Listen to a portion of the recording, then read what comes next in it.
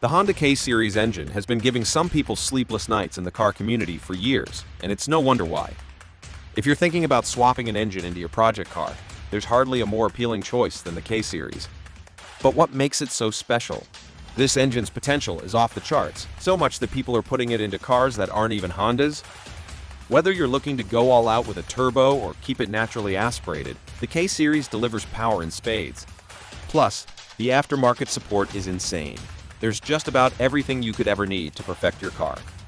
I'm sure many of you might not know the difference between the K20 and the 24. If you had to choose between them right now, which one would you prefer? The K-Series has become the undisputed king of engine swaps for front-wheel drive Hondas. Enthusiasts of those golden-era 1990s, Hondas have been ditching their DFE and even B-Series engines in favor of the K-Series ever since it burst onto the scene in the early 2000s. But why has this engine gained such a following? But before we get into that, let's rewind a bit. Did you know that Honda's journey started with a man named Soichiro Honda making piston rings for Toyota?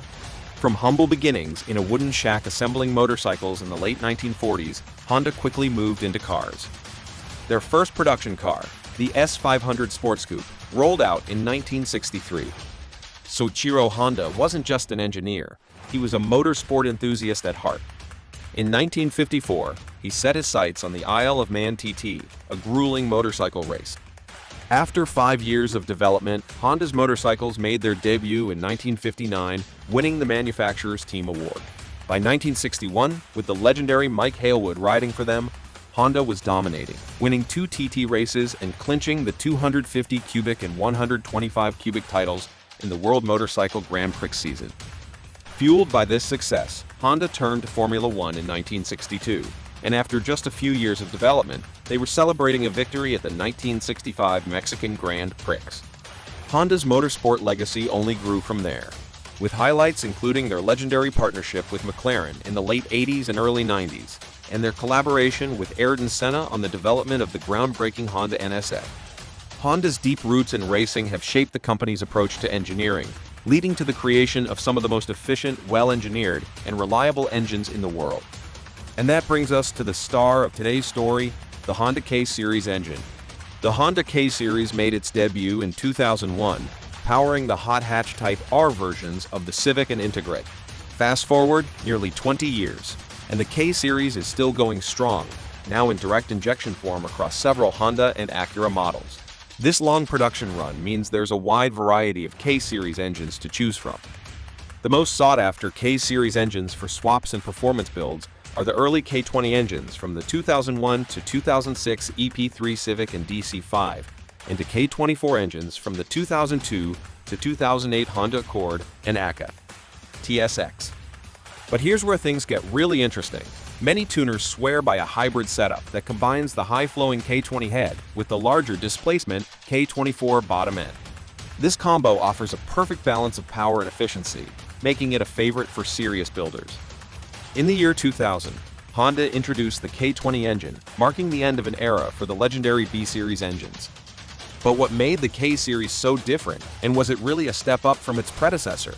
For starters, every K20 variant, no matter which one you're looking at, shares the same 86 cubic meter bore and stroke, along with a 212 cubic meter deck height.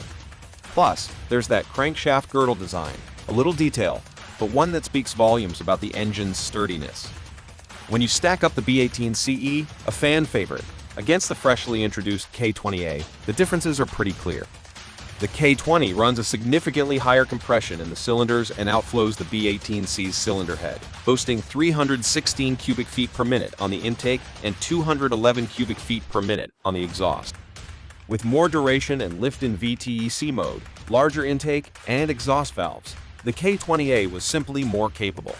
But that's hardly surprising for a Type ER performance engine with a bigger displacement. Now, the big question is, what about the power you can squeeze out of these engines, especially if you're on a budget?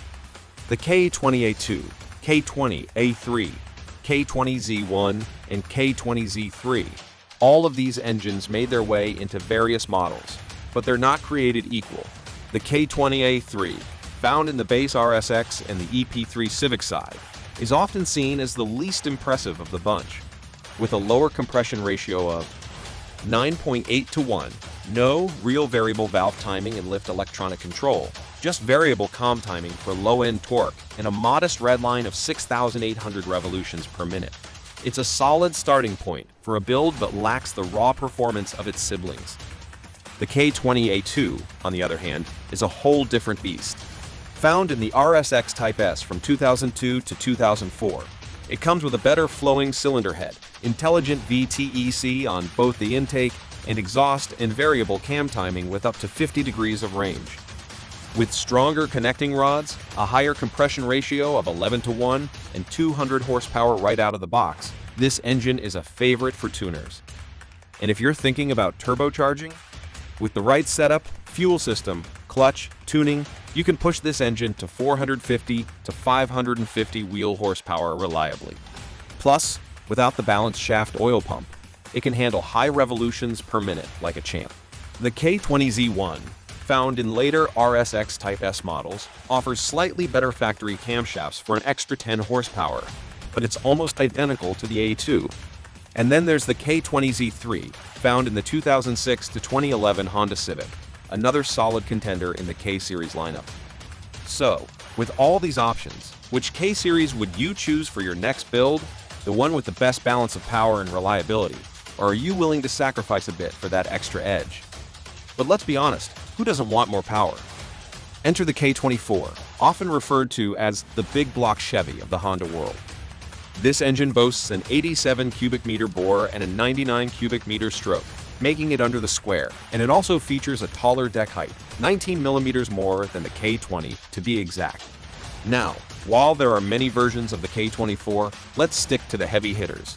The K24 A1, A2, A4, A8, and Z7. The K24 A4, commonly found in the 2003-2005 Honda Accord, as well as the Odyssey and Element, is one of the cheapest K24s out there, but it does come with its own set of issues. The factory head doesn't flow nearly as well as the K24 A2 variant found in the TSX, and it lacks true VTEC and piston oil squirters. Plus, if you're thinking of swapping on a high-flowing K20, A2, or Z1 head, the A4's pistons don't offer the necessary piston-to-valve clearance. That means you'll need to swap out the pistons and rods, likely opting for factory TSX or aftermarket alternatives. Speaking of the touring Sports X, the K24 A2 from the 2004-2008 model years is a fantastic choice for a budget build, especially the 6.8 models, which came with better factory camshaft.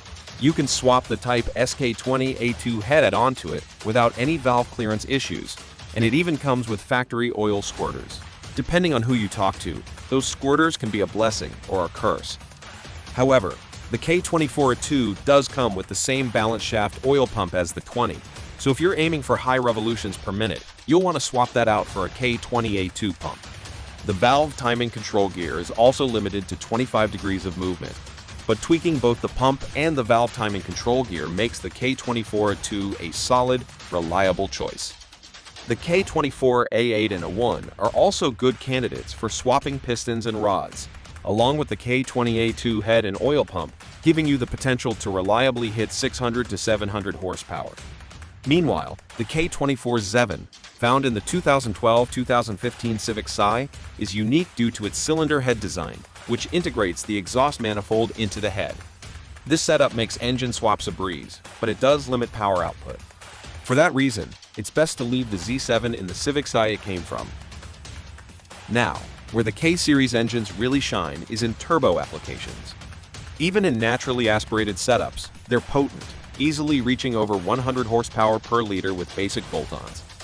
In racing applications, you can see anywhere from 120 to 150 horsepower per liter. Strap a turbo to one of these engines and things get downright insane. Reliability-wise, both the K20 and K24 are rock solid. Remember, the cars you're pulling these engines from typically have over 100,000 miles on them, and they're still primed for building. Just make sure the engine you're eyeing has been well maintained, because sometimes older Hondas don't get the love they deserve.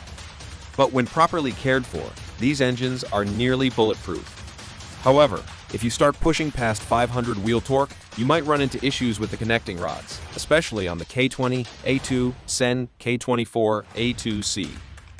As mentioned before, the balance shaft oil pump can become a weak point at high revolutions per minute if you're not careful. But aside from that, the K-Series engines truly embody the spirit of the B-Series, taking everything that was great about them and doing it even better, thanks to modern technology. The K-Series is, without a doubt, the go-to four-cylinder engine for any Honda swap. If you had the chance to swap your engine, would you choose the rev-happy K20 or the torque-rich K24? Which one would be the perfect fit for your build? Let us know your pick in the comments. If you found the video informative, give us a thumbs up and hit the subscribe button. Don't forget to ring the bell so you never miss out on our latest content.